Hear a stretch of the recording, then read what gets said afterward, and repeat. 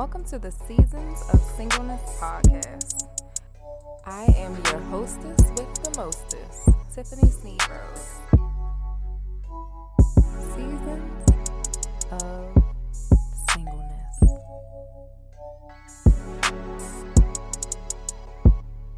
Seasons of Singleness.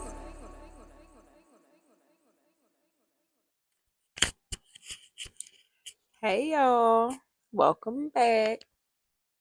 I told myself I'm gonna try to be a little consistent, especially now that we're at the end. Welcome to the last episode of season 4, the makeover series.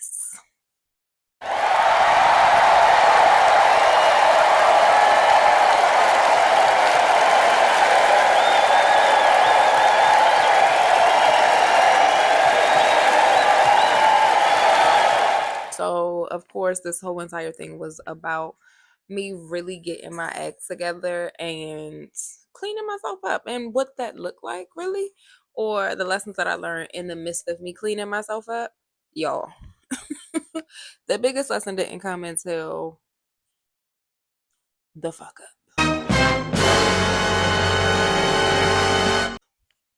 So again, I'm in this new space. I am feeling myself, okay? Like, really just going through the things. I'm just like, oh, I got a new job. I got a new space. I got a new car. Baby is up. And I am, committing to my walk with Christ. Nothing can stop me. But you know what stopped me? Dick. Jesus Christ. Don't shoot the messenger. I'm just here to tell you. Like, that's the thing. That's the thing that stopped me. And again, going back to what I was saying before about how being around men, specifically based off of the traumas that I've experienced around men, while yes, they eke me out a bit based off of those traumas, but there is still some level of adoration, desire that is still attached to me as it pertains to them. And I have to be comfortable enough in order for you to be in my space to allow certain things to happen, right? So while that was a thing, I was just stupid. I'm going out, not necessarily going out still, but I would limit what I was doing, but I would still be outside. So like, for instance, homecoming for us is in the winter. So it don't happen till February. This around Valentine's Day, like everybody trying to get on. Literally trying to get on. Come and get a ride. Okay, I'm sorry. That was a little unhinged. We're back. Yeah, but so everybody trying to, just figure out what's what, especially around that time. Like, everybody kind of rekindles old flames that they used to have. Like, you know the shit. Don't act brand new. You know exactly what I'm talking about. So it's like, yeah, that I'm in that season, but also feeling myself to know, like, there have been times where I was tempted and I didn't. Or yeah. So one night, I got a phone call. This young man came over. By this time, I had a bed because I don't know, because some of y'all be rich and that ain't me. Help me, I'm poor. No, listen, I come from humble beginnings. When I first moved into my apartment, I had a bed. I was definitely on an air mattress, okay, for a few weeks. It wasn't a long time, but because I have this immediate spirit where I just have to get it right away. But yeah, I had a bed. It was up. It was up. Not a lot of furniture, just a bed. Because I definitely lived in this cute little studio. It was very cute, quaint. It was just me. It was all I needed. And it was $7.95. I miss that price. Not necessarily the property, but definitely that price. I feel your pain. But yeah, anyway, this young man comes over to my house. We cuddle up. He knows that I'm on this kick, right? He know. And we laid up, doing the things. Bop, bop, bop. And it was cute until it wasn't. Until, niggas put that tip in. The tip gets you in trouble every time, Stank. Every time. And I really want to know. I want to have a conversation. This is for the niggas. Strictly for the niggas. This is for the niggas, strictly for the niggas. This is for the niggas, the real niggas. What the fuck is it about the tip? Like, I think y'all know. Here's my theory. I think y'all know that if you can get the tip in, then it's like you might as well just take the whole thing. And that be the exact line that y'all give. What if I can't handle the whole thing? You didn't even stop to consider, but your nasty ass wanted to get a piece of something. Like Denzel. I'm like, I'm leaving here with something. You know what I mean? I'm from around the way. I'm leaving with something. Just nasty. But anyway. Yeah, and we be falling for the okie doke. Not necessarily. I had to have this conversation with one of my homeboys. Like, it is not that we fall for it, because we can give a fuck less. If you're here, we know what you're here for. And yeah, best to believe, I wanted to Stank. Put the tip in. Let's see. Oh, I can't handle it. Nigga, put that shit in here and stop fucking playing with me. Drop them drawers. Show me that ass, nigga. But yeah, that's how it be. I'm not saying that's how it was that night, but stay focused. Stay focused, Tiffany. But yeah, so immediately I felt convicted. So I told him to get the fuck up. I can't do this shit. We went to sleep. Whatever. The next morning, I was like, yeah, I can't talk to this nigga ever again. He don't give a fuck about what I got going on. Cause if you did, you wouldn't be trying to fuck me. But beside that, right? So that victim mentality, I feel like we had this conversation somewhere down the line. But that victim mentality, you allowed this man to come sit in your space at an unopportune time and mad that what he wanted, that's your, first of all, that's your relationship. We don't go on dates. Girl, you knew what the fuck he wanted. Don't act stupid. And you upset because he didn't respect what you had going on. You don't respect yourself enough. You didn't. You allowed him to come, knowing that you had the shit going on. So just stupid. Just stupid. When I say operating foolishly, that foolish, okay? But really had the nerve to be upset that he didn't respect my boundaries. Bitch, you didn't respect your own boundaries. Stupid.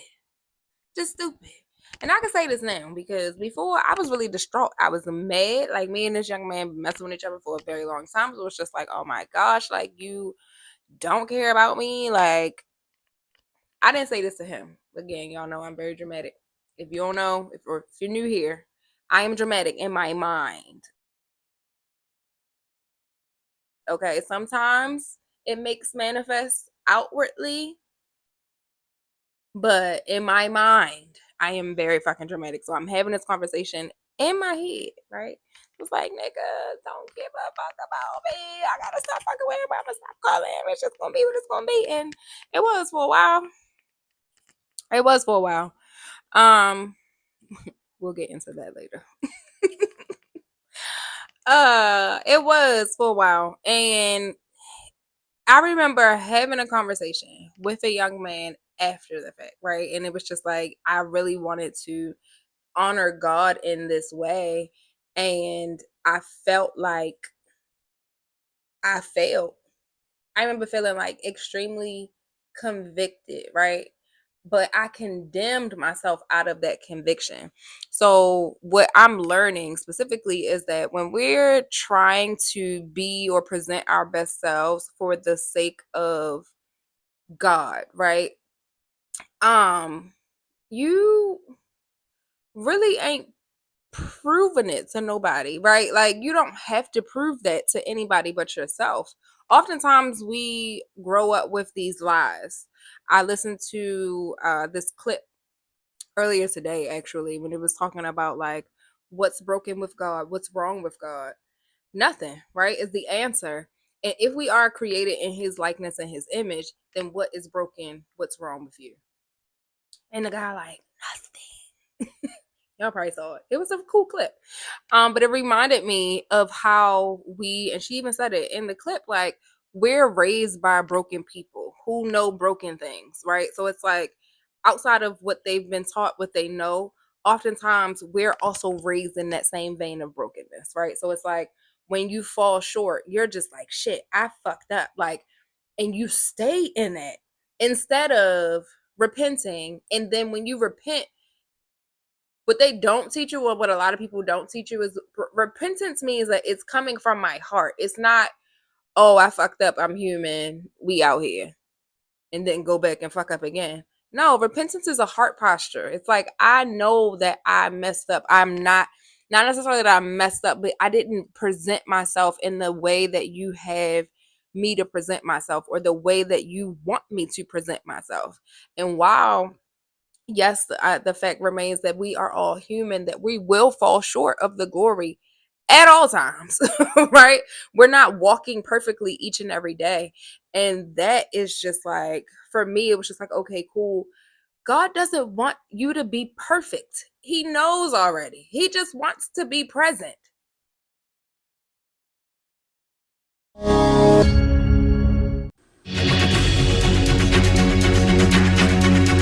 Good morning. This is CBS News Flash. I'm Tom Hanson in New York. I want you to progress. I want you to present yourself as your best each and every time you wake up in the morning, because that's how I see you. But a lot of us can't even get past the lies or the brokenness that we've been taught to even see ourselves in the way that he sees us, right? So it's like, even seeing myself in a way, like the prayer could be, God, show me me, show me the vision that you have for me. But because I'm broken, because I'm constantly believing the brokenness that I've been taught, that I've seen, that I've experienced, when I am given the revelation of who it is, I can't even accept it. I can't even believe it. I turn away from it. You show me that I am fearfully and wonderfully made, that I am your masterpiece, that I am whole and I lack nothing, but all I see is lack. I'm going to mishandle it anyway, because I can't see me. I can't get over me. So living in a state of condemnation will continuously put you in that same space. Like, you're always going to be fucking up. Always. So what you going to do? Say fuck it and just do whatever? Do that and be obedient. It's a heart posture. You literally just have to fix your heart. Once you fix your heart, you start to fix your mind, and everything else falls in line with that. Like, I had a conversation earlier this season, I want to say, like, when, this is an uncensored podcast, right? If God is like, girl, stop cussing, it will literally stop, because I have a heart posture to be obedient to what he tells me to do. And I strive to do that. Progress over perfection. He is not asking you to be perfect. He knows exactly who you are. But who are you called to be? What does that look like? Consult with him to figure out what that is and operate in it. Strive to that each and every day.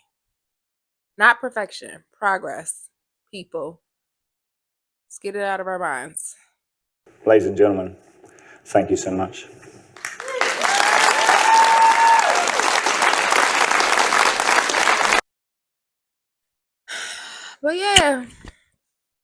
But yeah, I remember having a conversation after I fell, and I started talking to this guy.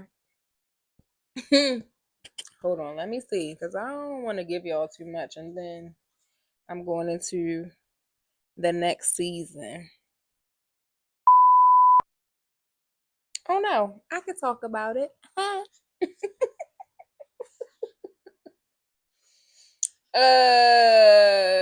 Yeah. I started talking to this guy that I met at work, and it was cool. He was cool, real random, and yeah, we pandemic hit, so everybody just in the house, so it ain't shit to do but talk to people. And I've been talking to people online since Black Planet. I don't know if y'all know about Black Planet, but yeah, I was on the IM, the AOL messages, talking to people in the chat, the little phone chats and shit, the chat meetups. Y'all know you dial the number, everybody just talking, everybody popping shit. I've been popping shit for a very long time. So I typically thrive in situations like that where I can just connect with people randomly, right? And stay connected with people. It's a gift.